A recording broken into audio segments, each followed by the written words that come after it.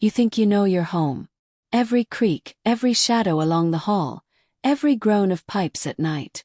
But sometimes the scariest thing isn't what lurks outside your walls. It's the moment you realize your child might be seeing something you can't. And when that truth comes knocking, literally, on your bathroom door, nothing will ever feel the same. The morning began like any other in our quiet little neighborhood in Oregon. I was brushing my teeth, steam from the shower fogging the mirror, humming absent-mindedly as I toweled off. It was spring break, so the house was unusually still for a Wednesday. My 13-year-old son Dylan was home from school, which usually meant video games blasting and snack wrappers scattered everywhere. But that morning, he hadn't uttered a word since breakfast. Not even a groggy good morning. I leaned over the sink, spitting out toothpaste when I heard it. Soft knock. "Mom." Dylan's voice was low, hesitant. He rarely knocked. He usually just barged in like most teenage boys. "Yeah, honey," I called, assuming he needed something small. "I'll be out in a sec." But he didn't leave. Instead, he said, "Can I talk to you? It's kind of weird." That froze me. Dylan wasn't vague. He was blunt, sometimes dramatic, but weird was new. I grabbed my robe, cracked the door open, and saw him standing there, pale, fidgeting, his brown eyes refusing to meet mine. "Are you okay?" I asked, stepping out fully. He hesitated, then looked up. "Do you think people can change overnight?" "What do you mean?" I asked.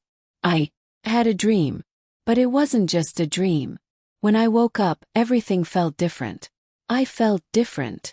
I led him to the couch, my heart racing in a way I couldn't explain. Maybe it was maternal instinct. Or maybe I already sensed something had shifted. "Start from the beginning," I said softly. He took a deep breath. "Last night I couldn't sleep. I went outside just to the backyard. I sat under the big tree, the one you planted with Dad. I touched the bark, closed my eyes and... Mom, I swear I didn't fall asleep. I was awake. But then I heard voices. Froze. Voices. Not see them, just hear them," he continued. "One sounded like Dad." My chest tightened. My late husband, Mark, had passed 6 years ago. Dylan was 7. He rarely spoke of him now. "What did he say?" I whispered. "He told me to be strong. Said you needed me more than ever." "He couldn't help you, but I could." I sat stunned, tears threatening to spill. My logical mind whispered it was a dream, but a deeper part of me told me not to dismiss it. "Are you sure it wasn't a dream?" I asked, knowing the answer. "I know what I felt," Dylan whispered. "Since then I feel different. I can sense things, when someone lies, when something bad is coming." I placed my hand on his cold one. "That's a lot to carry."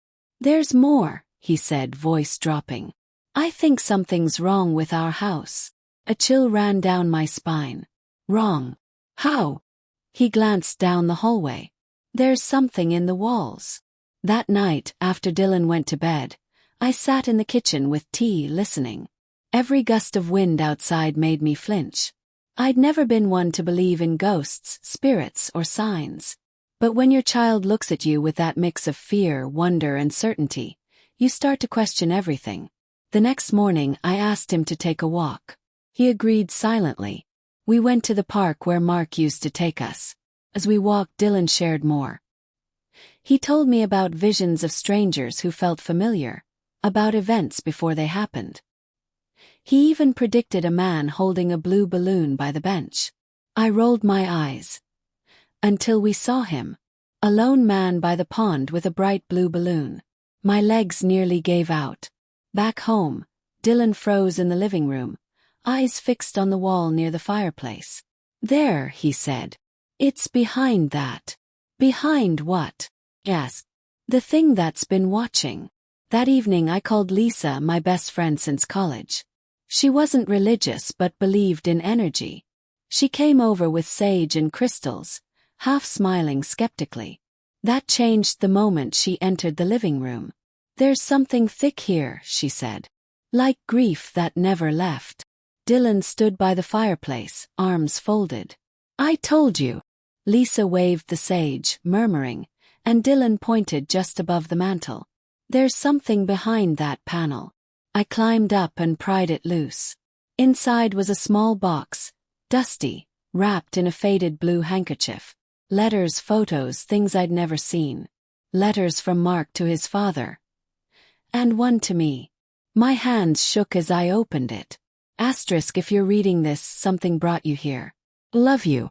I'm proud of Dylan. I know you'll take care of him. One day he'll take care of you too.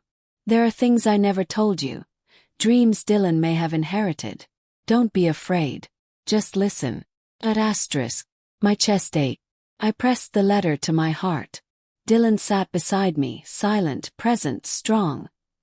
Just as his father said he would be. Everything changed. I noticed Dylan's moods tracking mine. How he paused mid-sentence, staring as if someone whispered in his ear. I wasn't afraid anymore. It felt like Mark had never left. Not just in memory but in spirit. Sometimes at night, I'd pass Dylan's room and hear him talking softly. I'd pause at the door, hand on the knob, never entering. Just remembering, he'd say in the morning. It's been 6 months, and I still think about that knock on the bathroom door. How ordinary the day began, how extraordinary it became. Was it coincidence, imagination, or something deeper? I don't know. But when Dylan goes into the backyard at night and touches the tree's bark, I don't interrupt. I just watch, waiting, wondering. And every time I hear a knock, even a soft one, I pause, because I know now it could be real.